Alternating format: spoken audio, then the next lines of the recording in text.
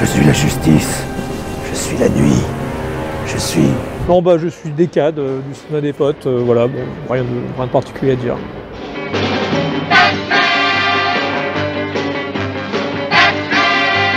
Salut les kids, c'est le cinéma des potes. Aujourd'hui, on va voir The Batman. The Batman. Or is it just Batman? Pourquoi on a décidé d'aller voir ce film? On voit ça tout de suite avec l'équipe. Fear is a tool. But when that light hits the sky, it's not just a call. It's a warning.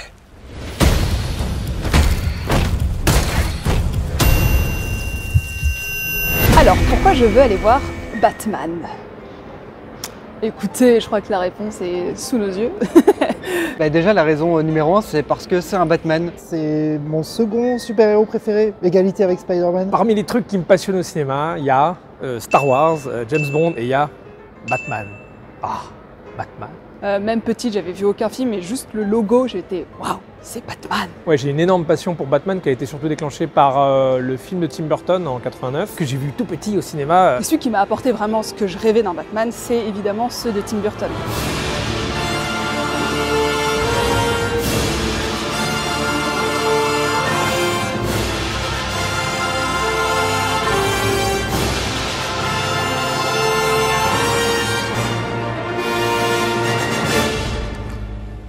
Batman. Je suis sorti vraiment obsédé du personnage, de l'esthétique, de l'univers, de la musique. Enfin voilà, je suis devenu complètement dingue de ce film. Je suis toujours obsédé par ce film. Je suis une grande fan du premier, évidemment aussi de Batman le défi. Évidemment, la suite m'a énormément plu aussi.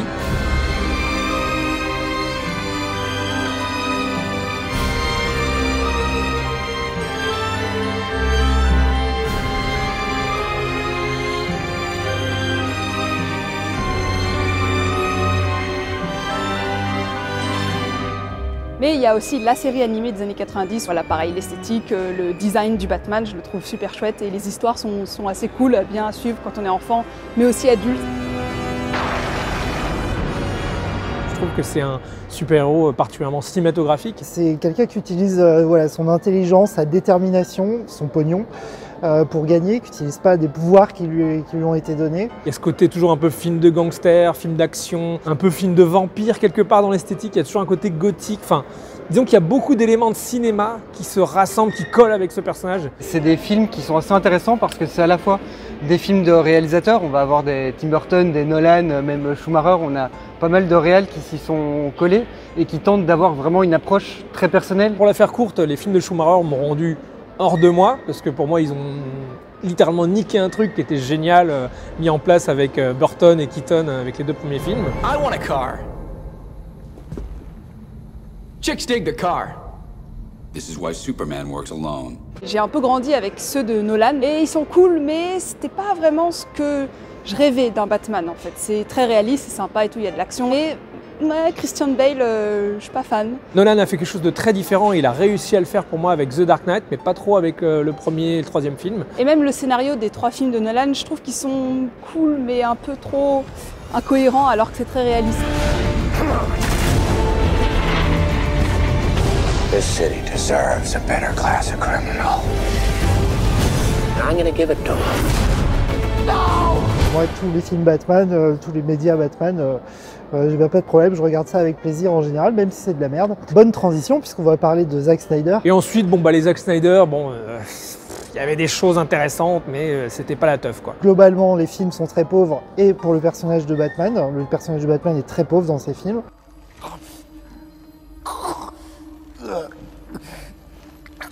What does that mean? Il y a vraiment aussi toujours un peu ce culte de l'acteur qui va jouer le Batman. Bon alors les gens évidemment font des caisses à chaque fois qu'il y a un nouveau Batman, un nouveau James Bond, voilà. Ça montre vraiment la popularité du héros. Comme à chaque fois, Pattinson s'est fait démonter par tout le monde en disant « Oh là là, le mec de Twilight, il fait Batman, c'est mon héros préféré. » Non, c'est pas possible, jamais, lui, de la merde. Ils ont fait ça avec Michael Keaton, ils ont fait ça avec Christian Bale, ils ont fait ça avec tout le monde. À chaque fois. Donc au bout d'un moment, quand on le sait, on attend de voir le film et on ferme sa gueule, voilà. Pourquoi ce nouveau Batman? Pourquoi je l'attends? C'est vrai que pourquoi pas? Donc aujourd'hui, on arrive avec ce The Batman réalisé par Matt Reeves. Nouveau réalisateur, nouvel acteur, nouveau tout. C'est celui qui avait fait Cloverfield. Il avait fait le remake de Morse, qui s'appelait Laisse-moi entrer, quelque chose comme ça, qui était pas mal. Et il a fait La Planète des Singes 2 et 3, qui étaient pareil, des films très très bien réalisés, mais sur lesquels j'avais des problèmes au niveau des scénarios. Voilà. Donc pour moi, c'est un bon réalisateur, un bon technicien. Vraiment, il a toujours quelque chose d'intéressant, de puissant. Mais au niveau écriture, c'est pas encore ça pour moi. Donc voilà, ça peut me rendre un peu inquiet pour ce Batman. Robert Pattinson, il a réussi à faire sa place vraiment après les navets de Twilight. Je trouve vraiment que c'est un super acteur contemporain. Et là, en Bruce Wayne, franchement, à voir. Comme le disait Atala, il fait un peu sa remontada personnelle après les Twilight. Mais en fait, il faut savoir qu'entre-temps, il y a eu 10 ans et qu'il a eu le temps de faire des putains de bons films et des putains de bonnes prestations dans ses films, quoi. Et j'ai envie de voir ce que ça donne après Lighthouse, après tout ça. Est-ce qu'il va retomber dans quelque chose de très blockbuster? Est-ce qu'il va réussir à apporter justement cette touche-là très particulière? Et j'ai surtout hyper hâte de voir justement quel Batman il va camper. Un Batman en mode détective plutôt qu'en mode tank, bourrin. Même une certaine fébrilité à la fois physique et à la fois dans sa mentalité qui a l'air un peu déraillante. Parce qu'il a ce côté justement très crédible en homme d'affaires, quoi, en riche milliardaire, plein de thunes, et un peu torturé, un peu bizarre, un peu mystérieux. Et je trouve que c'est ce qu'est Batman, quoi. C'est quand même un peu un psychopathe, faut le dire. Un mec milliardaire qui a une cave avec des gadgets, des trucs en cuir, c'est un peu bizarre. Et je trouve que les Batman de Nolan en faisaient un truc normal, alors que c'est pas très normal, je trouve, d'être un Batman. Je suis pas forcément séduit au premier abord. Mais en tout cas, je ne suis pas inquiet de la prestation de Pattinson parce que je sais qu'il est bon. Et à côté de ça, il y a plein d'autres acteurs super intéressants aussi. Bien sûr, Colin Farrell, Zoé Kravitz, bon, ça dépend, parfois non. Paul Dano en Riddler, je trouve que c'est un assez bon choix. Ce visage un peu particulier, ce regard très froid. On s'éloigne de la version un peu folle, hystérique de Jim Carrey, que j'aime bien aussi. J'aimais beaucoup Jim Carrey, mais c'était une vision très particulière du personnage.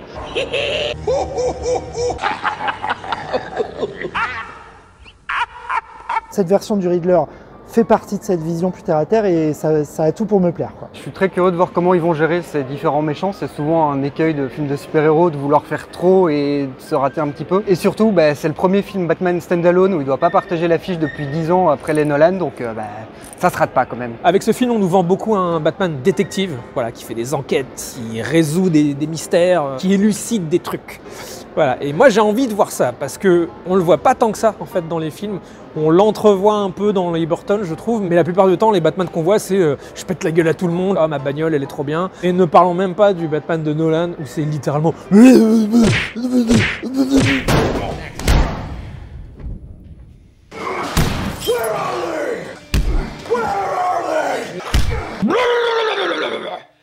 you see what it sounds like?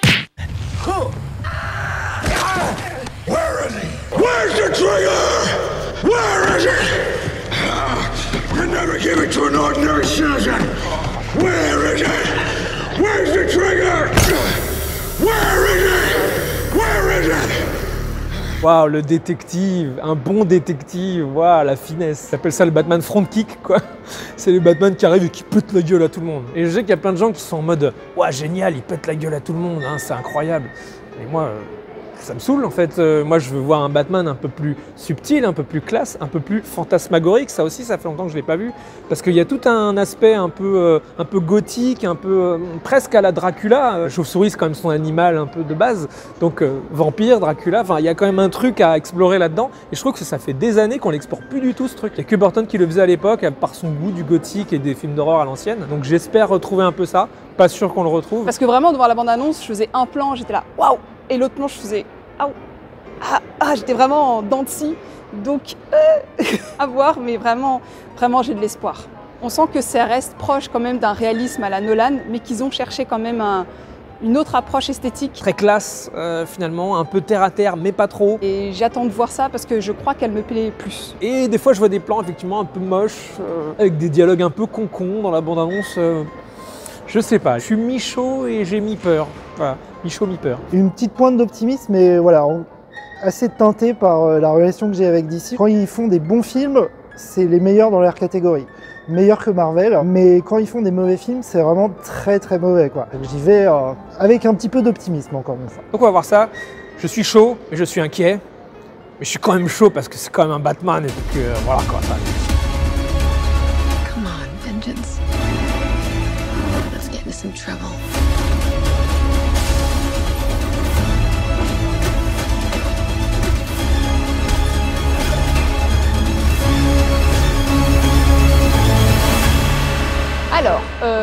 on sort de The Batman, The One and Only. Eh bien, moi, pour ma part, je vais être, allez, positive.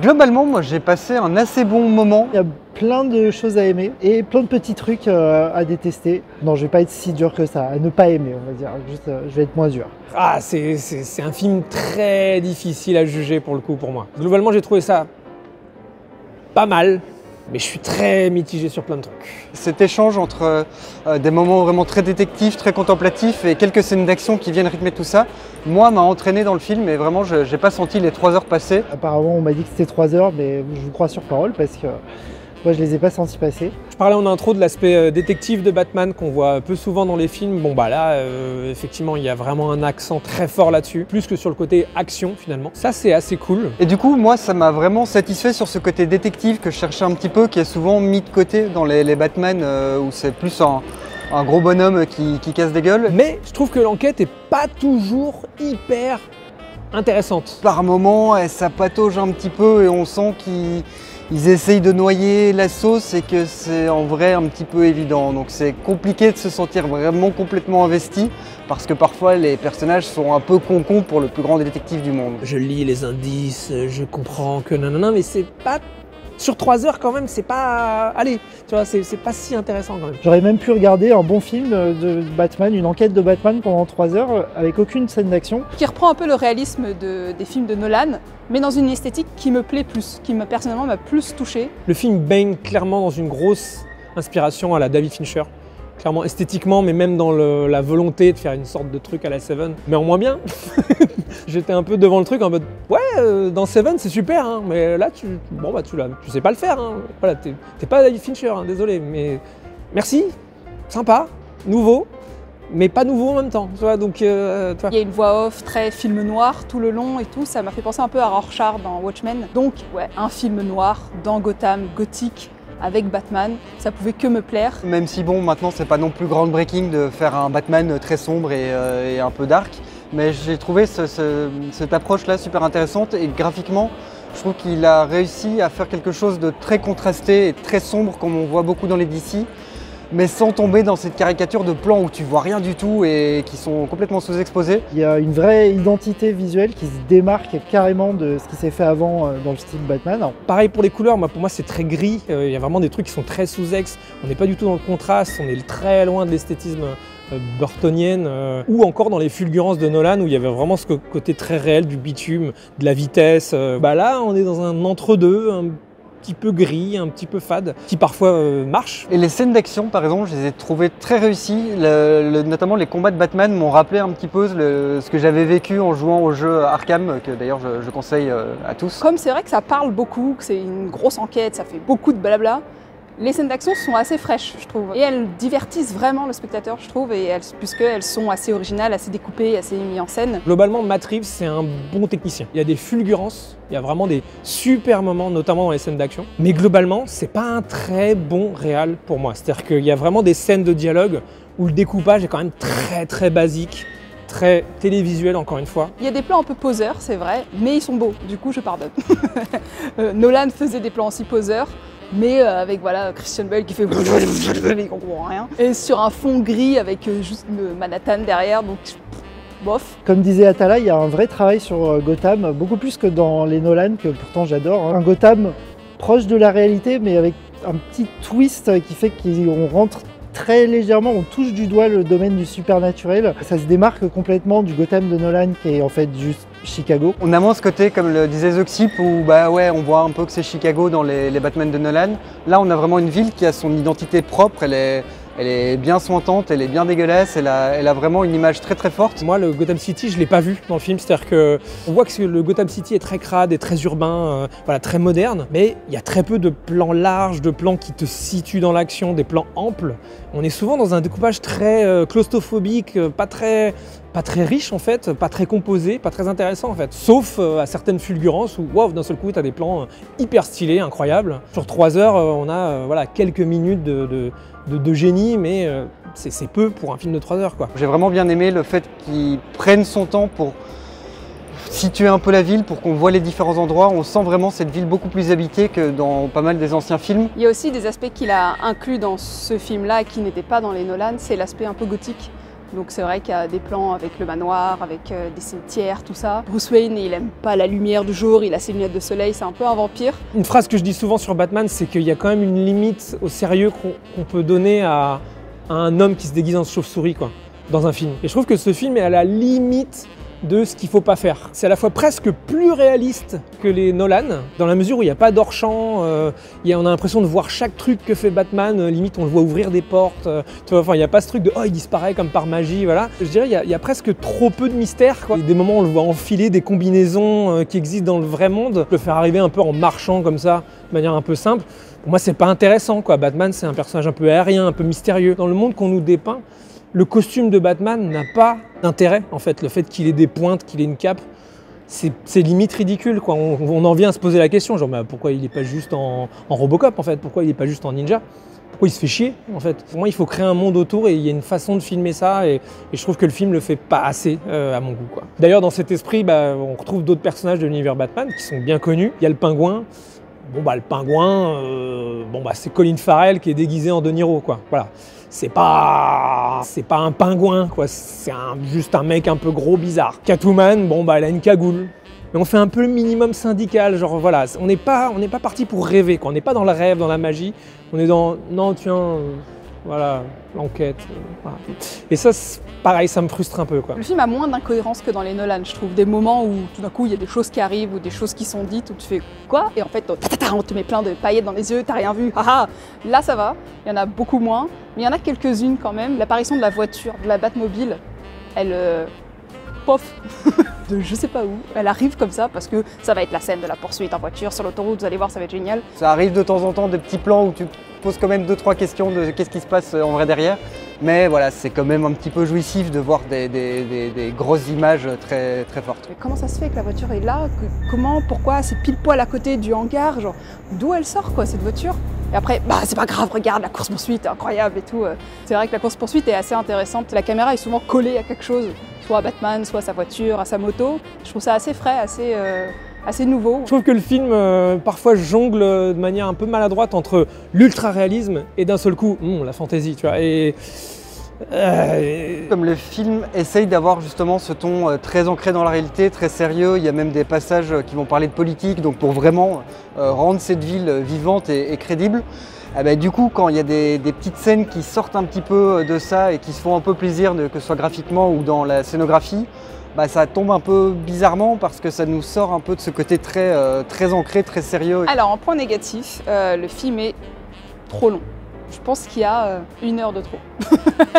On dirait qu'il a eu une idée de trilogie et qu'il a tout mis dans le même film un peu. C'est un peu la surenchère d'événements qui se passent au fur et à mesure et on n'en voit pas le bout, quoi. Comme le disait Atala, c'est un film assez long et moi ça me dérange pas les films assez longs, sauf quand ils ont des longueurs. Il y a une scène où Batman doit prendre une enveloppe et ça lui prend 30 secondes. 30 secondes à l'écran pour prendre une enveloppe, sérieusement. C'est bon, j'ai fait mon point sur l'enveloppe. Pour moi, l'histoire que me raconte le film ne justifie pas une telle durée. Faut arrêter de craquer là, je sens vraiment encore une fois un syndrome série télé de on s'étale, on se répand, on n'essaye pas d'être efficace, on s'en fout. Et ça me gave, ça vraiment, j'en ai marre de cette mode. Vraiment, apprenez à raconter une histoire. Là, il y a 3 histoires, c'est relou. Dès que ça déviait vers cette espèce d'intrigue parallèle, où d'un seul coup, le truc principal n'avait plus aucun intérêt, et je me dis, ok, on voit que t'as le temps, hein, parce que franchement, ça, c'est pas important, quoi. Il y a trop de moments pour moi où il n'y a pas de tension, où c'est très bavard, finalement. Ça me gêne pas les films bavards, hein, quand c'est écrit par Aaron Sorkin ou machin, quand c'est vraiment ciselé, hyper intéressant. Mais là, il y a des moments, c'est pas intéressant. Ça ne nécessite pas d'être bavard, en fait. Raconte-moi les choses par l'image, s'il te plaît, un petit peu. Fais du cinéma. Je voulais aussi parler donc, de Robert Pattinson en Batman. Robert Pattinson, qui est un bon acteur, là, se rapprochait un peu, parfois un peu trop du vortex Edward Cullen. On le voyait arriver, tendre vers là, genre non, et puis essayer de revenir à quelque chose de plus réaliste, plus normal. Mais on voyait le vampire pas loin, quoi. Son côté un peu suave, un un peu sexy derrière le masque. Il y a un truc vraiment un peu sensuel dans sa façon de jouer Batman qui est assez nouveau, qui est assez intéressant. Ça nous change encore une fois de l'espèce de grosse butte qui parle comme ça.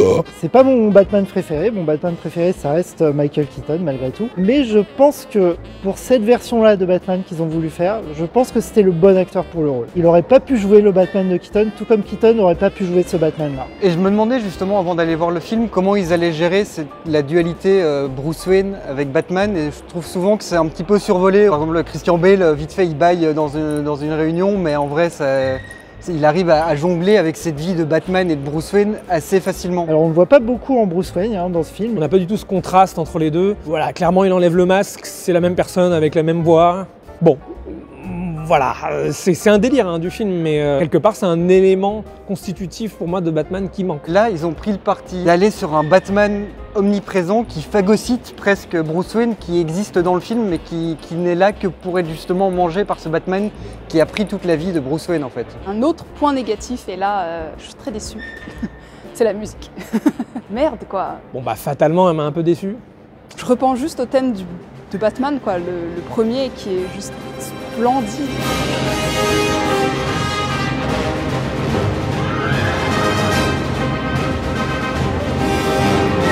Alors, il y a des petits thèmes, il y a quelque chose d'identifiable. On identifie quand même clairement un thème de Batman qui est le thème de Dark Vador, donc c'est pas trop fait chier. C'est Dark Vador moins une note.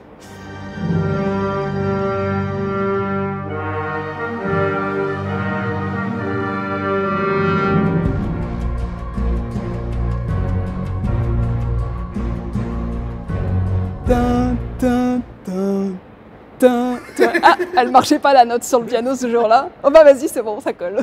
C'est le même thème qui revient environ 725 fois dans le film. Il n'y a aucune variation, il n'y a aucun développement. C'est chiant en fait. C'est très très répétitif. C'est limite abrutissant au bout d'un moment et c'est toujours les mêmes sonorités, les mêmes instruments, les mêmes tout et on s'en lasse vraiment quoi. Qui a fait la musique? Qui a fait ça? Michael Giacchino. Bah travaille mieux. Déçu surtout venant de Giacchino, parce que Giacchino j'aime bien. J'aime bien ce qu'il a fait pour Star Trek, pour Cloverfield, enfin pour pas mal d'autres films, notamment des Pixar, ça. T'as le film noir, t'as Batman, t'as une enquête, t'as de la violence, t'as 1000 thèmes, 1000 idées pour aller à ce thème pauvre. Sur un truc comme Batman, avec ce qu'il y a eu avant toi, même si j'aime pas ce qu'a fait Zimmer sur les Nolan, il y a des trucs quand même très puissants, tu vois, dans les sons et tout. Envoie quoi, vas-y, là tu fais un truc quand même très tiède quoi, très tiédasse. Je dirais qu'il y a environ 3 thèmes qui se dégagent. Il y a un thème pour Catwoman qui est pas mal aussi, bon voilà, il y a quelque chose.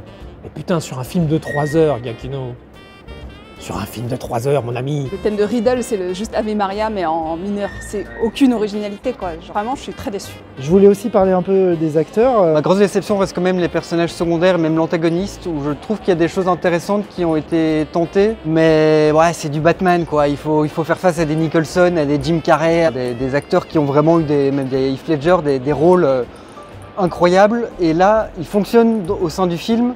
Mais j'ai un petit peu du mal à voir si on va s'en souvenir dans 5-10 ans. J'attendais pas mal de Paul Dano au tournant et je trouve qu'il s'en sort très très bien. C'est une version encore une fois très différente du Riddler. Son personnage est plutôt traité comme un tueur en série que comme un super vilain tiré de l'univers des comics avec des grands plans de destruction, des lasers, de mort, etc.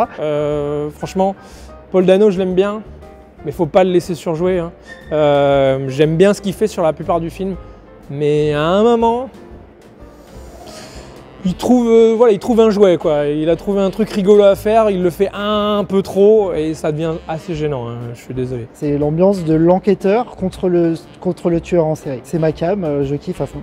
Je kiffe à mort. Bienvenue dans les années 2000. En fait, machin, c'est le frère d'eux, c'est le fils d'eux, c'est le père d'eux. J'en ai un peu marre de ce truc parce que je sens que les scénaristes, ils se sentent hyper malins à faire ça pour la 1000e fois. Faites d'abord une putain d'aventure de Batman avec une intrigue complète, machin, externe, voilà. Et après, on fouille le passé, le machin. Mais là, tout de suite, ça fait genre, ouais, en fait, c'est hyper personnel, le machin, le père, le truc. Ça fait genre, c'est intelligent, mais ça l'est pas, en fait.